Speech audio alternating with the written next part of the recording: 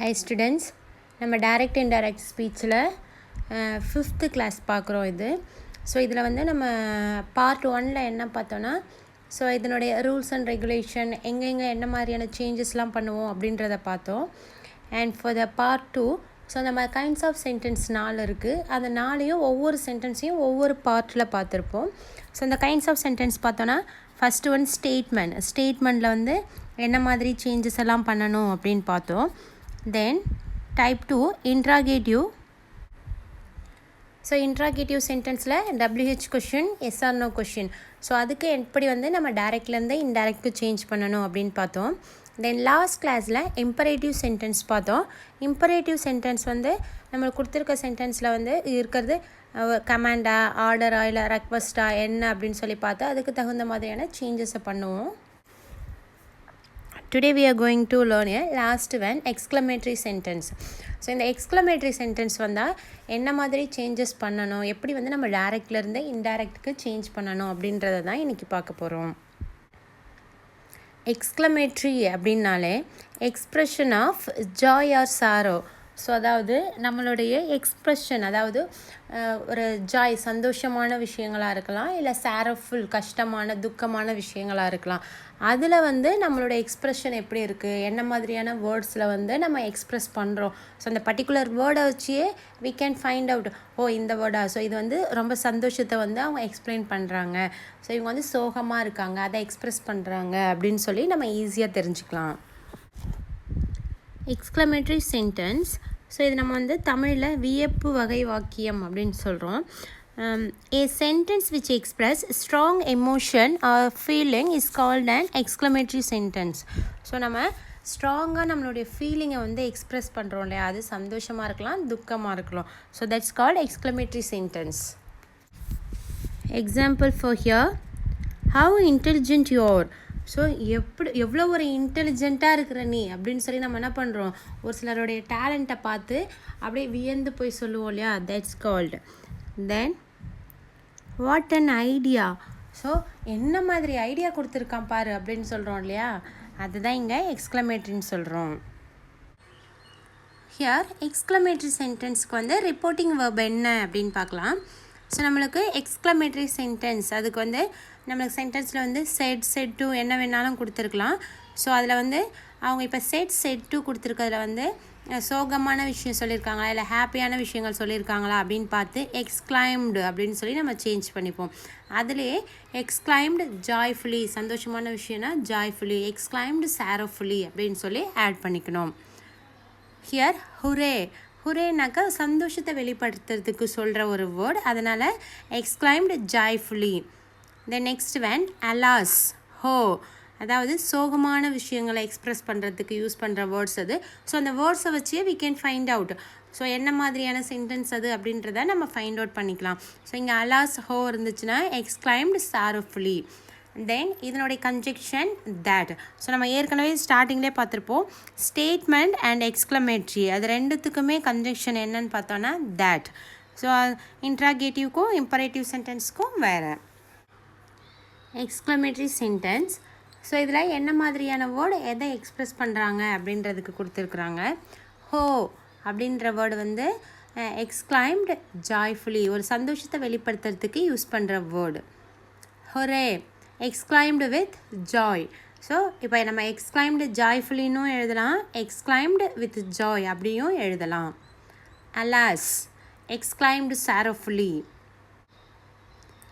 Dammit, so நம்ம கோவத்தில் திட்டுவோம் இல்லையா, டேமிட் அப்படின்னு சொல்லுவோம் இல்லையா, ஸோ அது எக்ஸ்க்ளைம்டு ஆங்க்ரிலி, ஸோ கோவத்தை வந்து வெளிப்படுத்துறதுக்கு யூஸ் பண்ணுறோம். தேங்க்யூ, ஸோ எக்ஸ்க்ளைம்டு தேங்க்யூ, அதாவது தேங்க்டு. ஸோ அங்கே நம்ம எக்ஸ்க்ளைம்டுன்ற வேர்டு யூஸ் பண்ணாமல் அதுக்கு பதிலாக தேங்க்டு அப்படின்னு சொல்லி யூஸ் பண்ணலாம். சாரி, ஸோ இந்த சாரின்றதுக்கு பதிலாக வேறு வேர்டு நம்ம என்ன இங்கே யூஸ் பண்ணுறோன்னா apologized. So here some example for exclamatory sentence. He said to me, what a great idea. So அதுதான் சொன்னால் என்ன மாதிரி ஐடியா அப்படின்னு சொல்லி சொல்கிறாங்க. ஸோ ஸ்டெப் 1 ஆஸ் யூஷுவல் நம்ம அதில் சென்டென்ஸில் என்ன பண்ணுவோன்னா இந்த அப்போஸ்ட்ரோஃபி இருக்கு இல்லையா, ஸோ அதை ரிமூவ் பண்ணுவோம். Step 1 Change the exclamatory sentence into a statement. So what a great idea. அதை வந்து நம்ம ஸ்டேட்மெண்ட்டாக ஃபஸ்ட்டு சேஞ்ச் பண்ணிக்கிறோம். It is a great idea. Then said to இருக்குது நம்மளுக்கு. அந்த செட் டுக்கு பதிலாக எக்ஸ்க்ளைம்டு. ஸோ சந்தோஷத்தை வெளிப்படுத்துகிறாங்க. Remove quotation and write that. So அந்த கொட்டேஷனை ரிமூவ் பண்ணுறோம் இல்லையா, instead of that we want to add conjunction for that. Then change the verb. அதில் இஸ் இருக்கு இல்லையா, ஸோ அந்த இஸ்ஸுக்கு பதிலாக நம்ம யூஸ் பண்ணுறது தான் இட் இஸ் ஏ கிரேட் ஐடியான்னு சொல்லியிருக்கலாம். அந்த இஸ்ஸுக்கு பதிலாக யூஸ் பண்ணுறது தான் was. He said to me it is a great idea. அதை நம்ம எப்படி சேஞ்ச் பண்ணுறோம் அப்படின்னு பார்த்தா, he exclaimed in joy. Exclaimed in ஜாய்னும் யூஸ் பண்ணலாம், எக்ஸ்க்ளைம்டு வித் ஜாய்ஃபுல்லி அப்படின்னும் யூஸ் பண்ணலாம். He exclaimed in joy that it was a great idea.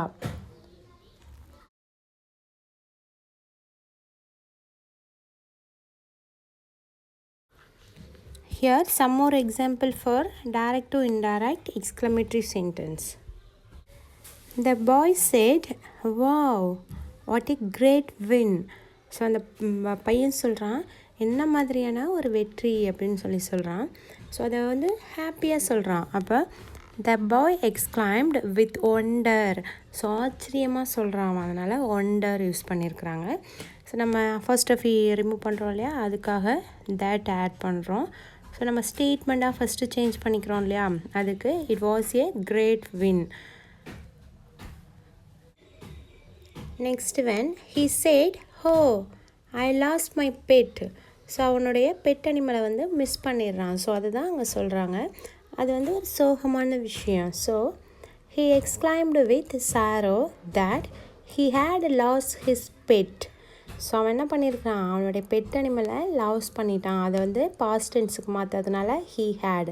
So அந்த ஐ வந்து ஹீயாக சேஞ்ச் ஆகுது, ஹேட் வந்து past tense. He had lost his pet. அந்த மை வந்து ஹிஸ்ஸாக சேஞ்ச் ஆகுது. The team said, hooray, we won the trophy. So அந்த டீம் சொல்லுது அவங்க வந்து அந்த ட்ராஃபி வின் பண்ணிட்டாங்கன்னு. The team exclaimed with joy that they had won the trophy. So we வந்து தேவா சேஞ்ச் ஆகுது, பாஸ்ட் டென்ஸுக்காக had ஆட் பண்ணியிருக்கிறோம். தென் exclaimed with joy. exclaimed joyfullyனும் எழுதலாம், exclaimed with joyனும் எழுதலாம். மோகன் said, alas, I have lost my grandma. So அப்போ அவங்க grandma past அவே, maybe அவங்க இறந்துட்டாங்க. ஸோ அந்த சோகத்தை வெளிப்படுத்துகிறாங்க. So he exclaimed with sorrow that he had lost his grandma. So அந்த ஐ வந்து ஹீயாக சேஞ்ச் பண்ணுறோம். அண்ட் பாஸ்ட் டென்ஸுக்காக அந்த ஹேவ் வந்து ஹேடாக சேஞ்ச் ஆகுது. மைக்கு his grandma.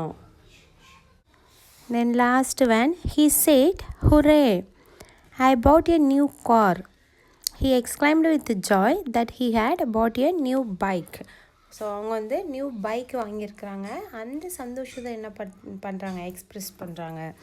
ஸோ ஹியர் நம்ம கைண்ட்ஸ் ஆஃப் சென்டென்ஸ் 4க்குமே இங்கே எக்ஸாம்பிள்ஸ் இருக்குது. அது தனித்தனியாக நீ எழுதி உன்னுடைய கிளாஸ் ஒர்க்கில் ஃபாலோ பண்ணிக்கோ. ஸ்டேட்மெண்ட்டாக அதுக்குரிய sentence, then imperative, exclamatory, yes or no questions, அது எல்லாத்துக்குமே ஃபாலோ பண்ணிக்கோங்க in your grammar note.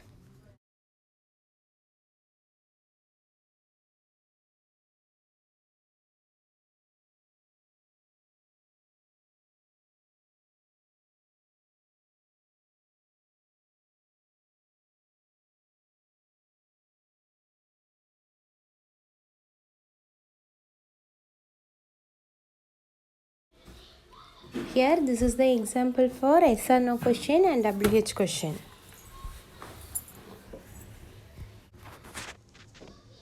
Here for this example for imperative sentence, command, order, request and suggestion. Copy this in your grammar note.